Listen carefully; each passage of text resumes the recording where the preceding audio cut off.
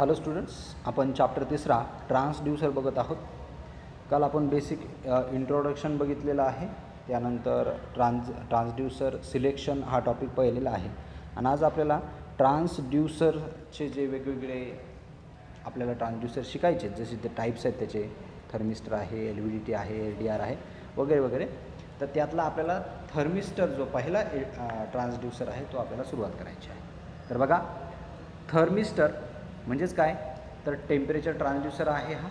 आणि काल आपण क्लासिफिकेशन ऑफ ट्रान्सड्यूसरमध्ये एक टॉपिक पाहिला होता, ॲक्टिव्ह ट्रान्सड्यूसर आणि पॅसिव्ह ट्रान्सड्यूसर.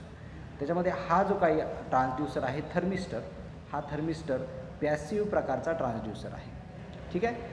सगळ्यात अगोदर थर्मिस्टर काय करतो, तर टेम्परेचर मेजरमेंटसाठी आपण हा ट्रान्सड्यूसर यूज करतो. टेम्परेचरचं जे कन्व्हर्जन आहे ते रेझिस्टन्समध्ये कन्व्हर्जन करण्यासाठी आपण थर्मिस्टर यूज करतो.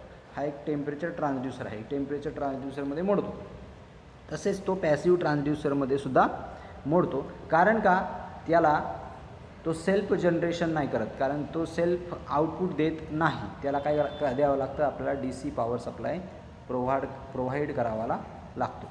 म्हणजेच काय, तर त्याला एक्सटर्नल पॉवर सप्लायची गरज पडते आणि म्हणून त्याला आपण म्हणू शकतो तो काय आहे, तर पॅसिव्ह प्रकारचा ट्रान्सड्यूसर आहे. त्याचं जर बेसिक प्रिन्सिपल आपण पाहिलं तर त्याचं बेसिक प्रिन्सिपल असं आहे की it changes it's resistance when temperature changes. ज्यावेळेस टेम्परेचर चेंज होईल, कमी किंवा जास्त होईल, त्या पद्धतीने तो काय करतो, रेझिस्टन्स कमी अधिक करतो. याच्यावरनं त्याचे दोन प्रकार पडतात, एक NTC आणि एक PTC. त्यातला जो NTC आहे, NTC म्हणजे तुम्हाला फिजिक्समध्ये गेला असेल, NTC म्हणजे काय, निगेटिव्ह टेम्परेचर कोइफिशियंट. आता NTC आणि PTC काय आहे हे आपण पाहूयाच. पण त्यातल्या त्यात तो जो काय आहे थर्मिस्टर, तो NTC टाईपमध्ये जास्त प्रिफेर केला जातो, जास्त पॉप्युलर आहे. त्याचं कारण काय आहे ते नेक्स्ट टॉपिकमध्ये आपण समजून घेऊया. बघा, कन्स्ट्रक्शन. तर कन्स्ट्रक्शनमध्ये तुम्हाला NTC आणि PTC आपण मागाशी म्हटलं, नंतर पाहूयात. तर NTC आणि PTC हे दोन्ही टॉपिक आपल्याला समजून घ्यायचे. तर NTC टाईपचा ट्रान्सड्यूसर किंवा थर्मिस्टर कसा असतो आणि PTC टाईपचा ट्रान्सड्यूसर थर्मिस्टर कसा असतो आपल्याला समजून घ्यायचं आहे. बघा, ज्यावेळेस टेम्परेचर NTC टाईपचा बघा कसा आहे, टेम्परेचर काय होईल, इन्क्रीज होईल, त्यावेळेस NTC टाईपचा जर ट्रान्सड्यूसर असेल तर त्याचा रेझिस्टन्स काय होतो, डिक्रीज होतो. बघा, ह्या ग्राफवरनं तुम्हाला लक्षात येईल. या ठिकाणी इथे तुमचा जो काही रेझिस्टन्स आहे तो बघा कसा डाऊन होतो आहे, फॉलिंग एजला आहे. तर जसजसं टेम्परेचर इन्क्रीज होईल,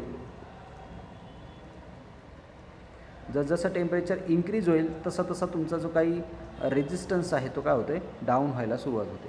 म्हणजे काय, टेम्परेचर इन्क्रीजेस, रेझिस्टन्स डिक्रीजेस. याच्या उलट आपण काय म्हणू शकतो, टेम्परेचर डिक्रीजेस. जर टेम्परेचर डिक्रीज होत असेल म्हणजे या बाजूला, तर तुमचा रेझिस्टन्स काय झालेला दिसतो, इन्क्रीज झालेला दिसतो. म्हणजे तुम्ही असं म्हणू शकता, रेझिस्टन्स इन्क्रीजेस. समजलं आहे. अशा प्रकारचा जर तुमचा ट्रान्सड्यूसर असेल, थर्मिस्टर असेल, तर त्याला तुम्ही काय म्हणणार, तर NTC टाईपचा ट्रान्सड्यूसर किंवा थर्मिस्टर असं म्हणणार. आता दुसरा जर बघितला तुम्ही तर PTC. तर PTCचा जर ग्राफ पाहिला तुम्ही तर तो थोडासा नॉन लिनियर आहे. इकडे जर बघितला तुम्ही तर तो लिनियर प्रकारे दिसतोय तुम्हाला. काय दिसतोय, लिनियर म्हणजे काय, जसं इनपुट चेंज होईल तसं तसं आउटपुट चेंज होतं. म्हणजे जसं टेम्परेचर चेंज होतं तसं त्या पद्धतीने तुमचा रेझिस्टन्स चेंज होतो. मात्र जर इकडे बघितला तुम्ही PTCमध्ये, तर PTC म्हणजे काय, तर पॉझिटिव्ह टेम्परेचर कोइफिशियंट. आता ह्याच्यामध्ये जर तुम्ही बघितलं तर रेझिस्टन्स आणि टेम्परेचर यांचा ताळमेळ आपल्याला कुठेही दिसत नाही. कारण बघा, इथे या ठिकाणी तुमचा रेझिस्टन्स डिक्रीज होत चालला आहे, रेझिस्टन्स डिक्रीज होत चालला आहे, इकडे इन्क्रीज होता, इथे तुमचं काय झालं, टेम्परेचर हळूहळू इन्क्रीज होत गेलं, इथे तो डिक्रीज झाला, पुन्हा एकदा टेम्परेचर इन्क्रीज झाला तर तो इन्क्रीज होतो. म्हणजे इन्क्रीजिंग आणि डिक्रीजिंग. म्हणजे टेम्परेचर जर इन्क्रीज होत असेल तर रेझिस्टन्स तुमचा डिक्रीज पण होऊ शकतो आणि इन्क्रीज पण होऊ शकतो, काहीही होऊ शकतं. अशा प्रकारचा जो काही ग्राफ आहे त्याला तुम्ही काय म्हणता, नॉन लिनियर प्रकारचा ग्राफ आपण त्याला म्हणू शकतो. मग जर नॉन लिनियर तो जर आउटपुट देत असेल, टेम्परेचर इन्क्रीज झालं तर रेझिस्टन्स कधी डिक्रीज होतो आहे, कधी इन्क्रीज होतो आहे, तर अशा पद्धतीला तुम्ही काय म्हणू शकता, तर PTC टाईपचा थर्मिस्टर त्याला तुम्ही अशा पद्धतीने म्हणू शकता. ठीक आहे. तर नेक्स्ट आहे की त्याचं कन्स्ट्रक्शन आपण पाहतोय. तर कन्स्ट्रक्शन म्हणजे तो कसा कोणत्या मेटलने बनवलेला असतो, कसा बनवलेला असतो ते आपण समजून घेऊयात. तर हा जो काही थर्मिस्टर जो आहे तो काय केलेला असतो, it is composed of sintered mixture. हे काय एक सिंटर्ड मिक्सचर आहे ऑफ मेटल ऑक्साईड. मेटल ऑक्साईडचं सिंटर्ड मिक्सचर आहे.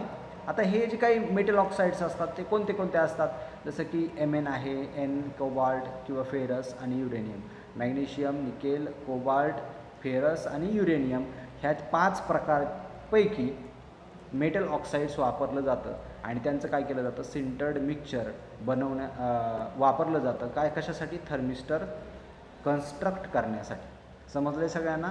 परत एकदा सांगतो बघा, काय असतं तर मेटल ऑक्साईडचं सिंटर्ड मिक्सचर असतं आणि हे मेटल ऑक्साईड्स जे आहे ते कोणते आहेत तर मॅग्नीज आहे, निकेल आहे, कोबाल्ट आहे, फेरस आहे आणि युरेनियम आहे. यांचं काय केलं जातं तर यांचं सिंटर्ड मिक्सचर बनवलं जातं आणि वेगवेगळ्या पॅकेजेसमध्ये आपल्याला ते अवेलेबल असतात. मग पॅकेजेस कोणते कोणते आहे तर बघा, तो डिस्क फॉर्ममध्ये तुम्हाला दिसू शकतो किंवा बीड फॉर्ममध्ये. बीड फॉर्म म्हणजे या पद्धतीचा एक LED बल्ब टाईप किंवा काय म्हणू आपण छोटासा जो LED बल्ब आहे ना त्या प्रकारे, किंवा वॉशरसारखा असेल किंवा बल्ब टाईप असेल. म्हणजे वेगवेगळ्या पॅकेजेसमध्ये आपल्याला तो काय होतो, अवेलेबल होतो. या 4 पॅकेजेसपैकी बीट टाईप जो आहे, हा बीट टाईप जो आहे जास्त पॉप्युलर आहे. त्याचं कारण काय आहे तर हा सगळ्यात स्मॉल साईजमध्ये अवेलेबल असतो. म्हणजे त्याचा जो काही डायमीटर असतो, ह्या बीट टाईपचा जो डायमीटर आहे तो फक्त 0.15 mm म्हणजे खूप स्मॉल असतो. आपण स्मॉल ठिकाणी किंवा एखादी स्मॉल सर्किट असेल त्या सर्किटमध्ये सुद्धा आपण हा बीट टाईपचा थर्मिस्टर यूज करू शकतो. आले का लक्षात? हा वेगवेगळ्या पॅकेजेसमध्ये अवेलेबल असतो आणि बनवला कसा जातो तर मेटल ऑक्साईडचं सिंटर्ड मिक्सचर वापरलं जातं. आणि हे मेटल ऑक्साईड्स कोणते असतात तर मॅग्नेशियम, निकेल, कोबाल्ट, फेरस आणि युरेनियम या प्रकारचे असतात. समजलं आहे सगळ्यांना? नेक्स्ट जर बघितलं तर त्याची टिपिकल रेंज दिलेली आहे. टिपिकल रेंज म्हणजे काय तर रेंजेस 2 प्रकारचे असतात.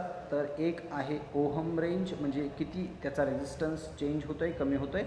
तर तो रेझिस्टन्स त्याचा आहे 0.5 ओहमपासून तर 100 मेगा ओहम, कॅपिटल M आहे हा, ठीक आहे. 100 मेगा ओहमपर्यंत याचा रेझिस्टन्स चेंज होऊ शकतो.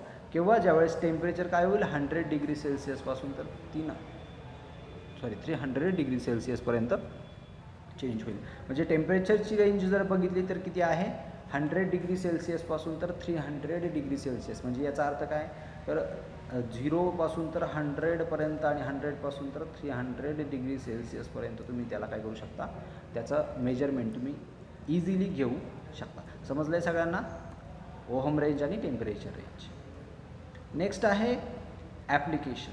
आता वेगवेगळ्या ॲप्लिकेशनसाठी आपण हा थर्मिस्टर यूज करतो. तर कोणत्या कोणत्या ॲप्लिकेशनसाठी आपण यूज करतो, जसं की थर्मोमीटर आहे, म्हणजेच मेडिकल इन्स्ट्रुमेंट्समध्ये आपण थर्मोमीटर वापरतो.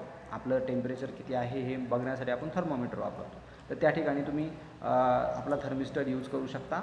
त्यानंतर सोल्डरिंग आयरन असतात, सोल्डर मशीन असते. सोल्डर मशीन जर जास्त वेळ जर ऑन राहिली तर ती डॅमेज होऊ शकते. त्या ठिकाणी तुम्ही कंट्रोलिंगसाठी काय करू शकता, थर्मिस्टर यूज करू शकता. किंवा त्याचं टेम्परेचर किती इन्क्रीज झालं ते चेक करण्यासाठी तुम्ही तिथे वापरू शकता. त्यानंतर गॅस डिटेक्टर.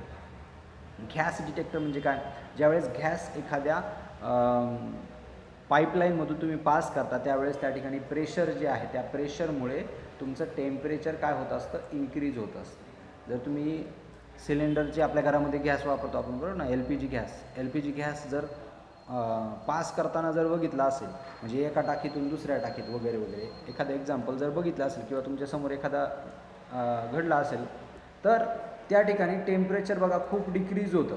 म्हणजे तुमची गॅसची टाकी ही काय होती, खूप कूल होते. म्हणजे ज्यावेळेस गॅस तुमचा एखाद्या पाईपलाईनमधून किंवा एखाद्या टाकीमधून दुसऱ्या टाकीमध्ये त्यावेळेस तुम्ही पास करता त्यावेळेस टेम्परेचर इन्क्रीज किंवा डिक्रीज होऊ शकतं प्रेशरमुळे, राईट. मग अशा वेळेस गॅस डिटेक्ट होणं आपल्याला कळू शकतं आणि त्या ठिकाणी आपण काय करू शकतो, थर्मिस्टर वापरू शकतो.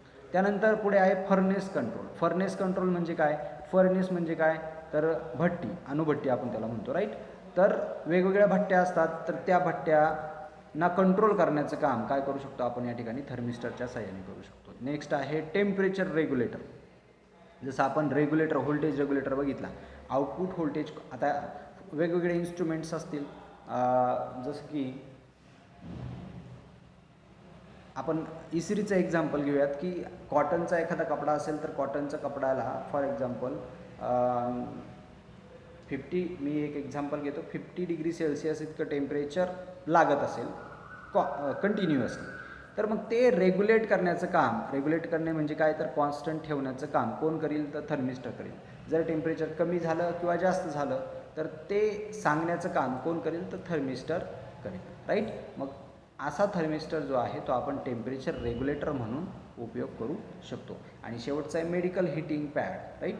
तर मेडिकल हिटिंग पॅड म्हणजे काय तर बघा, जर जखम वगैरे झाली असेल किंवा काय म्हणू आपण मुकामार वगैरे लागला असेल तर त्या ठिकाणी आपण काय करतो तर म्हणजे शेकवण्याचं काम करतो. तर त्याच्यासाठी आपण मेडिकल पॅड वापरतो, हिटिंग पॅड वापरतो.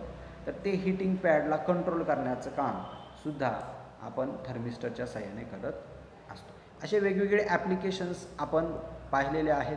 आता हे वेगवेगळे ॲप्लिकेशन्स कशा प्रकारे वर्क करतात म्हणजे नेमकी त्याच्यामध्ये सर्किट कसं डिझाईन केलेलं असतं तर बघा, त्याच्यामध्ये जे काही सर्किट डिझाईन केलेलं असतं थर्मिस्टरचं जे सर्किट असतं ते वेटस्टोन ब्रिज नावाचं सर्किट असतं. म्हणजे त्याची जर डायग्राम बघितली तर अशा पद्धतीने असते.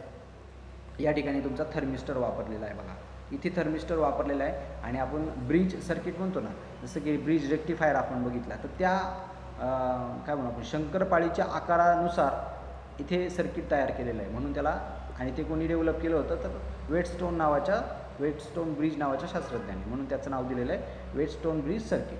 तर त्या सर्किटमध्ये आपण रेजिस्टन्स जोडलेले आहे, जसं R2 resistance, R4, R3 resistance आणि R1 म्हणून काय वापरलेलं आहे तर आपण या ठिकाणी थर्मिस्टर वापरलेला आहे. ज्यावेळेस इथला रेजिस्टन्स म्हणजे टेम्परेचर कमी जास्त झालं तर त्याचा रेजिस्टन्स काय होणार आहे कमी जास्त होणार आहे. आणि जर रेजिस्टन्स बघा बाकीचे R2, R4, R3 हे तीनही जर बघितले तुम्ही तर तीनही रेजिस्टन्स कसे आहेत एकदम फिक्स्ड आहेत, राईट. फिक्स व्हॅल्यू आहे, इथे कुठेही व्हेरिएबलचा तुम्हाला नॉब दिसत नाही आहे, राईट. मग ज्यावेळेस टेम्परेचर कमी किंवा जास्त होईल त्यावेळेस रेजिस्टन्ससुद्धा कमी किंवा जास्त होणार आहे. आणि रेजिस्टन्स कमी जास्त झाला म्हणजेच काय, हा जो काही ब्रिज आहे तो इनबॅलन्स होणार आहे. म्हणजे इथला रेजिस्टन्स कमी झाला जास्त झाला तर त्या पद्धतीने सर्किटमधून करंट फ्लो होईल. आणि करंट जर डिटेक्ट झाला, करंट जसा डिटेक्ट होईल, कारण याला पॉवर सप्लाय बघा या ठिकाणी DC पॉवर सप्लाय जोडलेला आहे, करंट जसा डिटेक्ट होईल तसं आपल्याला काय होईल डिफ्लेक्शन भेटेल. मग रेजिस्टन्स जर टेम्परेचर इन्क्रीज झालं तर मग या पद्धतीने इथला जो काही नॉब आहे ह्या डिफ्लेक्शनचा नॉब तो काय दाखवेल आपल्याला या ठिकाणी टेम्परेचर दाखवेल. या ठिकाणी टेम्परेचर सेट केलेलं असेल म्हणजे इकडे काय बाबा 50 डिग्री सेल्सिअस, इकडे 0 डिग्री सेल्सिअस या पद्धतीने. मग इथे तो काय होईल डिफ्लेक्शन दाखवेल. जसा करंट फ्लो होईल तशा पद्धतीने तो काय होईल डिफ्लेक्शन दाखवेल. आले लक्षात. इथे समजा करंट जर कमी फ्लो झाला तर 30 डिग्री सेल्सिअस दाखवेल, जास्त फ्लो झाला तर 50 डिग्री सेल्सिअस दाखवेल. या पद्धतीने काय होईल या ठिकाणी डिफ्लेक्शन मिळेल आणि तुम्हाला समजेल की किती टेम्परेचर इन्क्रीज झालं आहे डिक्रीज झालं आहे सो अँड सो. समजलं आहे. तर अशा पद्धतीने तुम्ही थर्मिस्टरचा यूज या वेटस्टोन ब्रिज सर्किटच्या साहाय्याने करू शकता. समजले सगळ्यांना. थर्मिस्टर आपण याच्यामध्ये काय काय बघितलेलं आहे तर याचं थर्मिस्टर म्हणजे काय, त्याच्यानंतर तो कोणत्या प्रकारचा ट्रान्सड्यूसर आहे, त्यानंतर प्रिन्सिपल पाहिलेलं आहे त्याच्यानंतर त्याचं कन्स्ट्रक्शन बघितलेलं आहे. कन्स्ट्रक्शनमध्ये आपण NTC आणि PTC किंवा लिनियर टाईपचा ग्राफ आणि नॉन लिनियर टाईपचा ग्राफ समजून घेतला आणि त्यानंतर आपण त्याचं टिपिकल रेंज पाहिली आणि शेवटला त्याचं ॲप्लिकेशन बघितलं. आणि थर्मिस्टर आपण कसा यूज करतो तर by using Wheatstone bridge circuit या साहाय्याने आपण त्या थर्मिस्टरचा यूज करत आहोत. या ठिकाणी थर्मिस्टर हा टॉपिक संपलेला आहे. उद्याच्या लेक्चरला आपल्याला कॅपॅसिटिव्ह ट्रान्सड्यूसर जो काही 2 नंबरचा आपला ट्रान्सड्यूसर आहे तो ट्रान्सड्यूसर समजून घ्यायचा आहे. ठीक आहे, तर इथं आपण थांबतो.